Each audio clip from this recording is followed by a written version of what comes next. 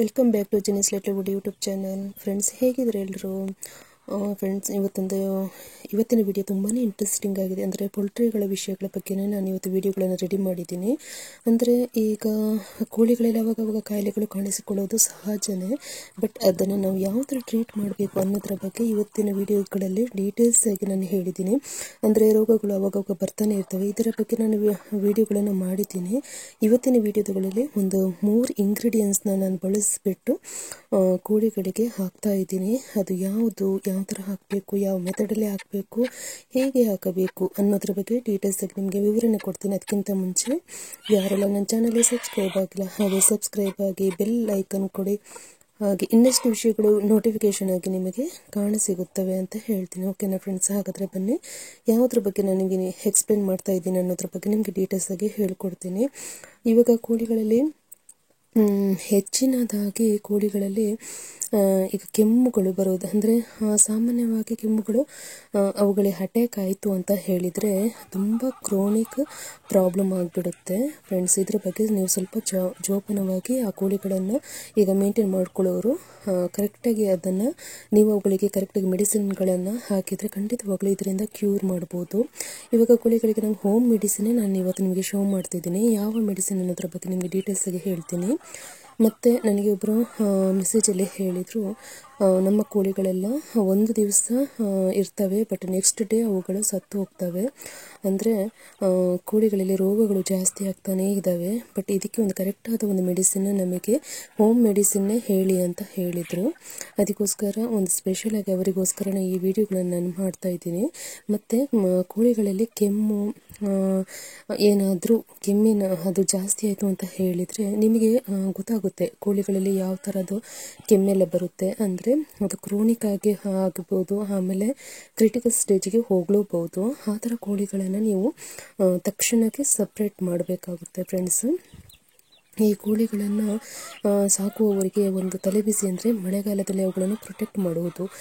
ಮಳೆಗಾಲದಲ್ಲಿ ನಾವು ಕೇರ್ಫುಲ್ಲಾಗಿ ಅವುಗಳಿಗೆ ಕೊಡುವಂಥ ಮೆಡಿಸಿನ್ಗಳನ್ನು ಕರೆಕ್ಟಾಗಿ ನಾವು ಮಾಡಿದ್ದೀವಿ ಅಂತ ಹೇಳಿದರೆ ನೀವು ಹೊರಗಡೆಯಿಂದ ತಂದುಬಿಟ್ಟು ಅವುಗಳಿಗೆ ಹಾಕುವಂಥ ನೆಸೆಸಿಟಿನೇ ಇರುವುದಿಲ್ಲ. ಅಂದರೆ ಅದಕ್ಕೋಸ್ಕರ ಖರ್ಚೆಲ್ಲ ಮಾಡಲಿಕ್ಕೆ ಹೋಗಬೇಡಿ. ಮತ್ತು ನಾಟಿ ಕೋಳಿಗಳು ಅಂದರೆ ಆರಾಮ್ಸೆ ಅವುಗಳನ್ನು ಈಸಿಲಿಯಾಗಿ ನಾವು ಹ್ಯಾಂಡಲ್ ಮಾಡ್ಕೋಬೋದು. ಮತ್ತು ಫಾರ್ಮ್ ಕೋಳಿಗಳಿಗೆ ಇವತ್ತಿನ ಈ ನನ್ನ ವಿಡಿಯೋ ತುಂಬಾ ಯೂಸ್ಫುಲ್ ಆಗುತ್ತೆ. ಇವಾಗ ಫಾರ್ಮ್ಗಳಲ್ಲಿ ಕೋಳಿಗಳನ್ನು ಸಾಕುವವರು ನೋಡಿ, ಈ ಥರ ಎಲ್ಲ ಡಿಸೀಸ್ಗಳು ಖಂಡಿತವಾಗ್ಲೂ ಬರ್ತವೆ. ಈ ಕೋಳಿಗಳನ್ನು ನೋಡಿ, ಇವು ಕೆಮ್ಮುಗಳೆಲ್ಲ ಜಾಸ್ತಿ ಆಯಿತು, ಅವುಗಳಿಗೆ ನಿಲ್ಲಕ್ಕೂ ತ್ರಾಣ ಇರೋದಿಲ್ಲ ಅಂತ ಕೋಳಿಗಳಿಗೆ ನೋಡಿ ಇವೆಲ್ಲ ಕೋಳಿಗಳು.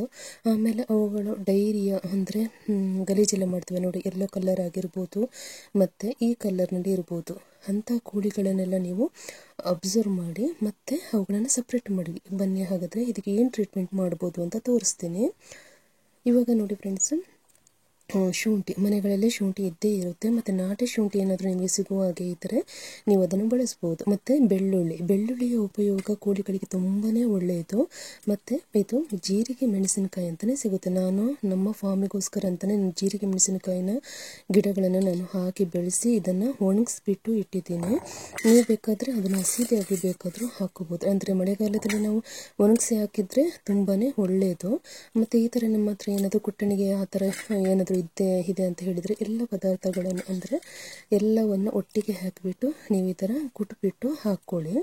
ಮತ್ತು ಇದರ ಒಂದು ರಸ ಏನಿದೆ ಅಲ್ವಾ, ಅದರ ರಸವನ್ನು ಸಪ್ರೇಟ್ ಮಾಡಿ ಬೇಕಾದರೂ ಹಾಕ್ಕೋಬೋದು.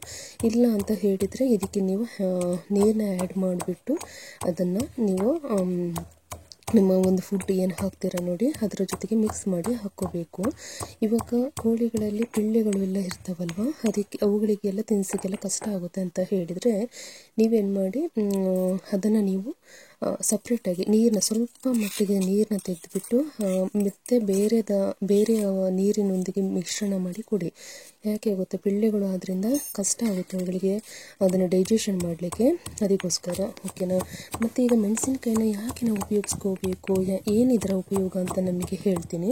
ಮೆಣಸಿನಕಾಯಿಯಲ್ಲಿರುವ ಕ್ಯಾಪ್ಸಿಸಿನ್ ಎಂಬ ಸಂಯುಕ್ತವು ಬ್ಯಾಕ್ಟೀರಿಯಾ ವಿರೋಧಿ ಗುಣಗಳನ್ನು ಹೊಂದಿದೆ.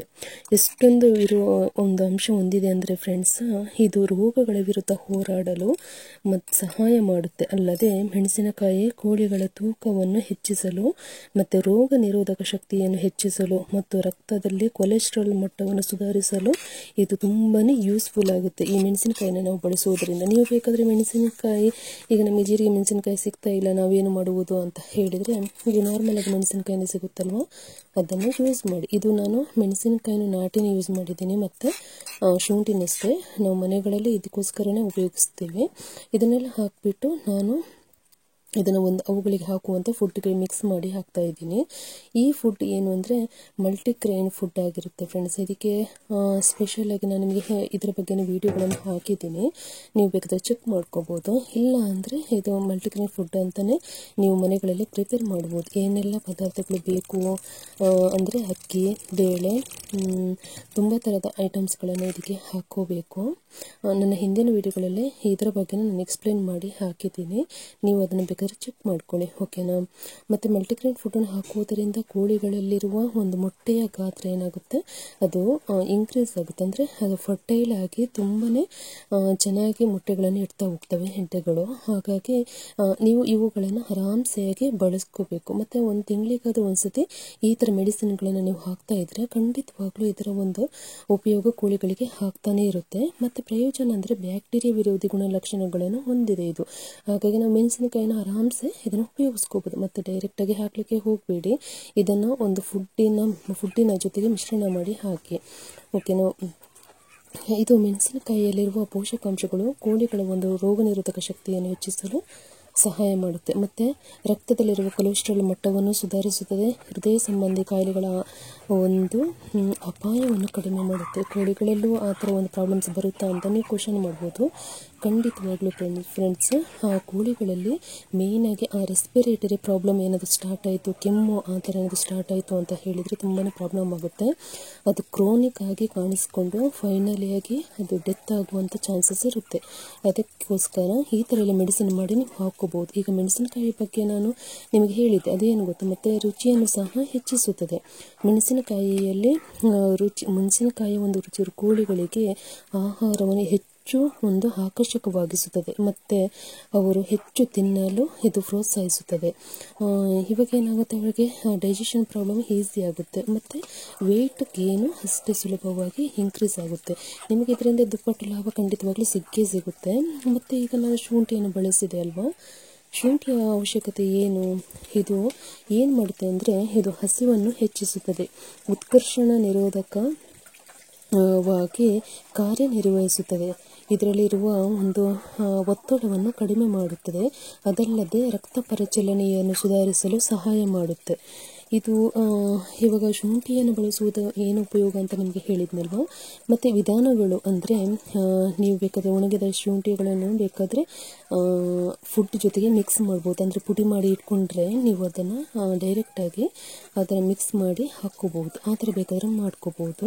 ಇಲ್ಲಾಂದರೆ ನೀವು ಓಟ್ಸ್ ಏನಾದರೂ ಇದೆ ಅಂತ ಮನೆಯಲ್ಲಿ ಅಂತೇಳಿ ಅಂದರೆ ಓಟ್ಸ್ ಅದಕ್ಕೋಸ್ಕರ ತರಲಿಕ್ಕೆ ಬೈ ಮಾಡಲಿಕ್ಕೆಲ್ಲ ಹೋಗಬೇಡಿ, ಅಂದರೆ ವೇಸ್ಟ್ ಆಗುತ್ತೆ. ಕೋಳಿಗಳಿಗೆ ಅದೇ ಥರ ಹಾಕಲಿಕ್ಕೆ ಹೋಗಬೇಡಿ, ಮಿಶ್ರಣ ಮಾಡಿ ಹಾಕಿ.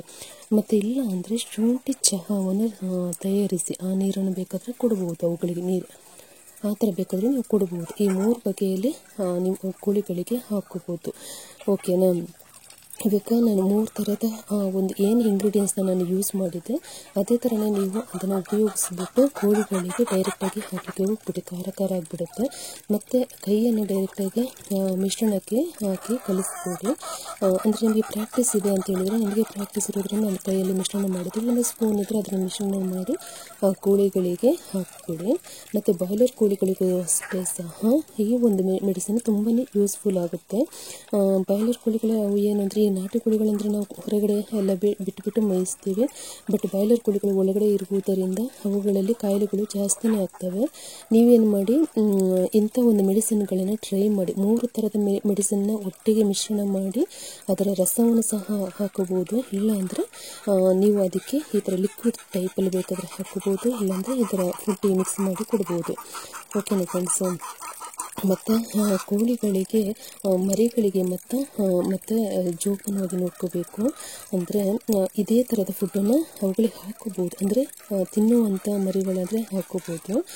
ತೀರಾ ಸಣ್ಣ ಮರಿಗಳಾದರೆ ಅದರ ನೀರನ್ನು 1 ಸ್ಪೂನು ಬೇಡ, ಒಂದು ಅರ್ಧ ಸ್ಪೂನ್ ನೀರನ್ನ ನಾರ್ಮಲಾಗಿ ಅವುಗಳಿಗೆ ನೀವು ಫುಡ್ಡನ್ನೆಲ್ಲ ಹಾಕ್ತಿರಲ್ಲ ಅದಕ್ಕೆ ಹಾಕ್ಬಿಟ್ಟು ಕೊಟ್ಟರೆ ಸಾಕು. ಆ ಥರ ಮಾಡಿ ಮರಿಗಳಿಗೆ. ದೊಡ್ಡ ಕೋಳಿಗಳಿಗೆ ನೀವು ಆರಾಮ್ಸೆ ಈ ಥರನೇ ಮಾಡಿ ಹಾಕ್ಬೋದು.